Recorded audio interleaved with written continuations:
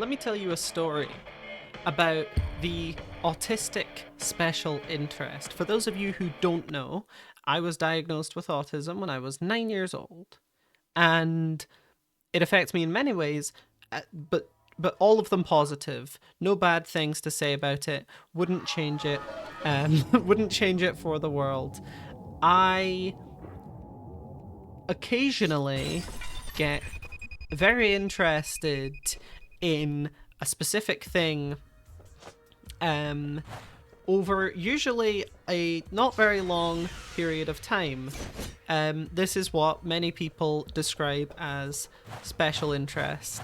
And throughout the years, I've had many such special interests. It's actually mentioned in my autism diagnosis. Autism. Autism. Yeah, autism is mentioned in my autism diagnosis. In my autism diagnosis, which is actually for autism spectrum disorder, ASD, is mentioned Minecraft because I really liked it. And this was, I don't want to brag, this was before the Minecraft autism stereotype was really a thing, because I was 9 in 2011.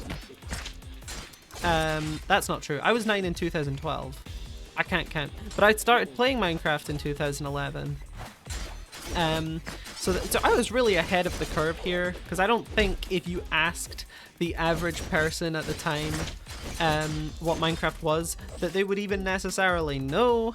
The average gamer probably would in 2012. I got really into Minecraft, and this was actually mentioned on my autism diagnosis, which is funny to look back on today, but is also emblematic of the truth here, which is that these kinds of special interests are very classic autism. The reason I'm playing Bloody Bunny today is because Bloody Bunny was one such autistic special interest for me. Very often during the university term, it happens that I will pick up a new interest in response to the responsibility and stress of doing university work. For example, during the first year, I believe, first semester of university, that's when I got really into Hollow Knight, started playing Hollow Knight a bunch. Really fun game. I also watched 4 seasons of The Loud House, which is a children's TV show, because I played Lucy Loud in Nickelodeon All-Star Brawl. And I was like, I wonder what that show's like. And I'll give you the long and short of it right now. It is a bad show that I did not enjoy. But I was like, I was kind of invested in what would happen in the show, because for as bad of a show as it is, it did have occasional moments of interesting plots or character moments. So that's just one such example. And it's actually funny because you could easily see the link between whatever kind of at one point at least, it was almost always speedrun stuff. I got really into Stranded Isle, and I've said a lot of things about Stranded Isle over a very long period of time, but the basic gist of what I think of Stranded Isle is that I think it's genuinely one of the best games I've ever played, and that there is a lot you can learn about yourself by playing said game. It is not the kind of game that I would it is not the kind of game I would describe as like for everyone. Not everybody's going to get out of it what I got out of it, but for me, the process of speedrunning it and kind of learning the game and understanding it taught me a lot about myself, and I'm really glad I played it for that reason. At one point, this game came out on the Nintendo Switch, and I was like, oh, a new game to speedrun would be cool. I'm gonna pick up Bloody Bunny. And then I kind of got obsessed with it. It was like, this is not a very good game, but the characters and stuff are interesting, so I start looking into Bloody Bunny related stuff. I bought a Bloody Bunny plush, which is really cute, and I really like this character. I find the character of Bloody Bunny really appealing. You can watch Bloody Bunny, The First Blood, on YouTube for free. It's all there. So if you go on YouTube and Google, or go on YouTube and YouTube Bloody Bunny, The First Blood, you will find the series that this version of the character originates from. There was a Bloody Bunny before Bloody Bunny, The First Blood, but this game is based on that YouTube series, so I would go and take a look. It is very, very cool in my opinion, and it's just like these short animations of this little bunny going and essentially taking revenge on the people that made her into a bunny, because the cool thing about Bloody Bunny is that she was actually a human girl at one point who got, I think her soul was put into the bunny, and then she just becomes a badass. She's like, well, fuck this, I don't want to be a bunny. I'm gonna go beat some people up. And it's actually kind of entertaining, because all the enemies are like parodies of Mickey Mouse, and like she goes to like Disneyland, and you know, fucks up all the all the Mickey Mouses in Disneyland, and it's like, this is silly, but this is also really cool. The animation's great, like it's just a fun watch, and it kind of is animated as though they really wanted to make a hack and slash, but they were a team of animators, not game developers. And this is that hack and slash that I think Bloody Bunny was meant to be, but it's not amazing. I'm gonna be honest. The game is deeply flawed, and yet at the same time, extremely fun. There's a lot you can do in this game to have fun with. One such thing is the box bounce, which I'll try and do, even if I don't get like a skip off of it. I'll try and do it here. But if you dash into these boxes, and they like fling upwards because of various collision factors, they can shoot you up. Yeah, they can shoot you up like that. And I discovered this, and I found a glitch actually. You can skip into the next part of the level and actually save some time. But you see that? You can actually see above the level there. If you get enough height, you can actually skip to that next part, but it's so impractical, just because of how difficult it is to do a box bounce, and because of the very inconsistent nature of the physics in this game. There's not really a setup for it. I could try and look for a setup, but I haven't played this game in quite a long time, and it was just some. Oh, there we go. Oh, I didn't quite make it. I don't think you can make it if you only get that high. But that's the thing, like, that was a really good bounce, and that still wasn't enough. Imagine trying to get this. I mean, this is early on in the game, so it could feasibly be a reset point, or maybe used in, like, ILs or something, but I don't know. It just seemed far too inconsistent for me. But it is cool, and it's one of the things I really love about speedrunning is that discovery, and, you know, you find something like the box bounce, which I've found in this game, and then I can spend like hours and hours and hours trying to make this useful.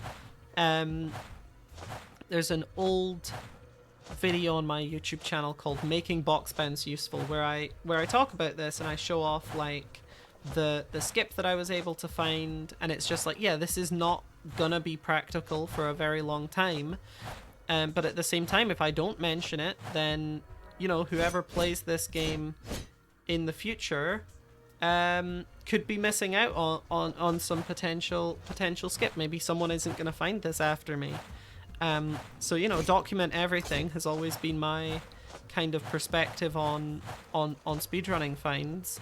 And I hope that more people do play this game, because so far, I played this game and one other person played this game, but it's not seen a lot of of interest outside of that, and I think that's a shame because it is a fun game. But it's also kind of a hard sell. It's fundamentally, it's saying, here's a property that you don't care about and have never heard of, because most people don't know what Bloody Bunny is. Here's like an hour-long speedrun of a pretty bad game. Like, it's not a good game, and I'll freely acknowledge that it's not a very good game. But I do think it's fun, and I think it's worth... I believe you can do this. I believe you can jump across here. But I don't seem to be hitting it, so I don't know. But that's the thing, is like, how do you get people into your speed game? Because they want you to get into theirs. It is very often the case. And to that I say, I've always been willing to try. That's how Stranded Isle initially happened, is somebody was like, hey, I speedrun this game. I want more people to speedrun it. And I was like, I'll try it, you know, because I've been in that position. Mostly, actually, most of the speed games I play don't get that attention. So I was like, yeah, I'll try it. It's probably, you know, it's probably not going to end up changing my life in a meaningful way. And being like a profoundly important part of my 2022. Mostly 2022, I think, is when Stranded Isle was really impactful for me. But yeah, it's probably not gonna you know, be life changing. But I'll give that speedrun a try. And it turns out that actually, to describe it as life changing would be fairly accurate. It in the capacity that just about everything changes your life. But it's also like an extremely important part of my kind of, I guess, journey, just as an individual. So I don't know. I have a lot to say about the game. But the fundamental of it is that I'm very glad I played Stranded Isle when I did. It's such a shame. I can't remember all the, like, tricks and stuff, but I swear there's a way to get up here.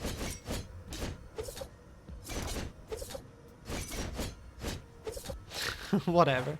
I'll just, I wonder if you can bounce off of the... No, these caution signs don't move. They thought of that.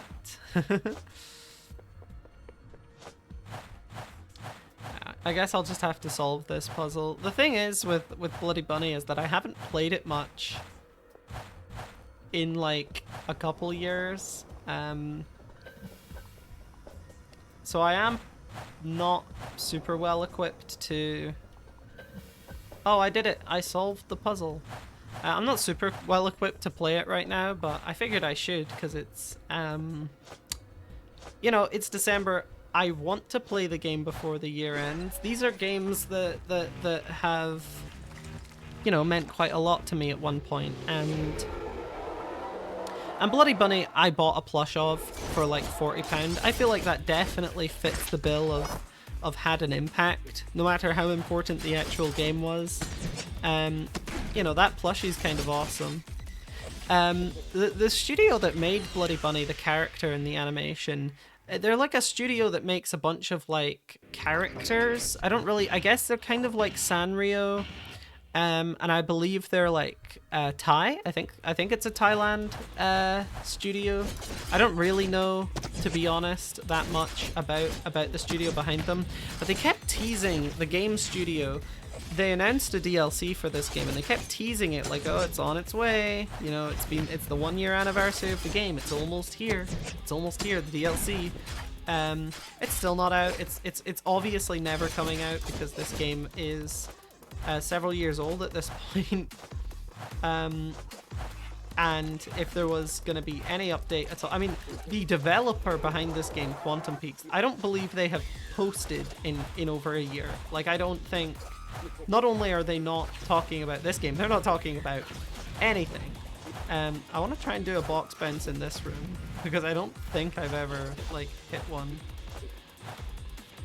Oh, yep. Yeah, you can't go through the ceiling. Whatever.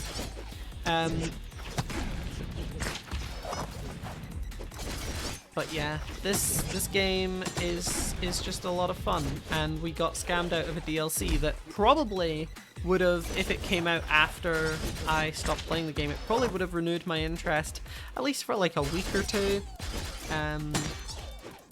But we haven't seen that more recently, which kind of does bother me. Like, it is a bit of a shame that extra part of the game that was intended to exist just doesn't exist. And I want to know what the vision was for the Bloody Bunny DLC, because I feel like it could have been super duper interesting. But we'll just never know. We'll just never get to see that. But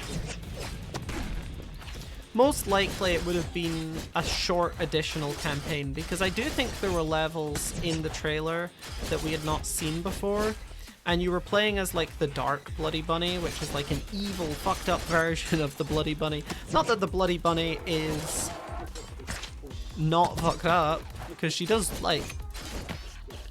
these are, as much as they are evil, they are actual living creatures that we're decapitating and like kind of taking joy in it, because there's a lot of style in the way that she fights, right? Like, this is not an efficient style. This is like Doomslayer stuff where like she's actually getting some joy out of it, I think.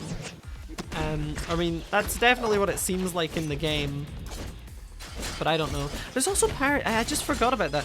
There are also parodies of like My Little Pony and Hello Kitty. They're, like, it's not just Dizzyland. There's also like other characters that are parodies of popular like kids media.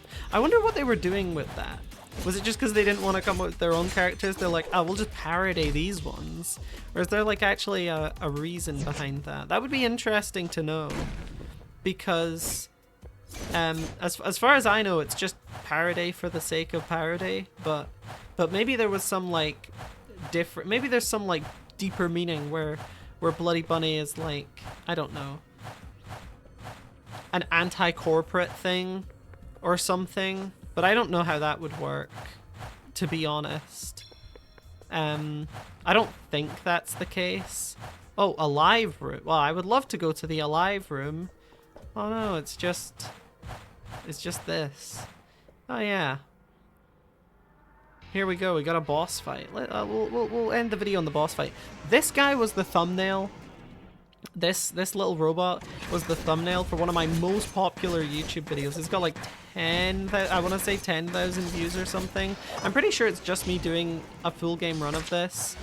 And I think the thumbnail is just very clickable, maybe. Or maybe I'm the only one that did a Bloody Bunny speedrun. That is true. That's not true. Someone else did one.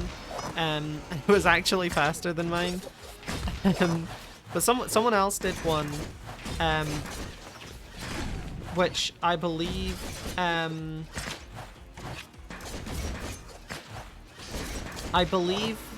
it's just like, mine is the first one that comes up if you type in Bloody Bunny speedrun. I wonder if people are like searching for gameplay of this game and finding my video, because the thumbnail's pretty good, but I don't think it's like most popular video good, and that video has a decent chunk of views. My Bloody Bunny content did do substantially better than most, and it's all like random, and I don't care about the numbers, but it's interesting seeing how Kirby 2, that video has like almost 100,000 views. Like, it's getting there. It's like at 7,000 to 8,000, and it is increasing, not super fast, but it is increasing.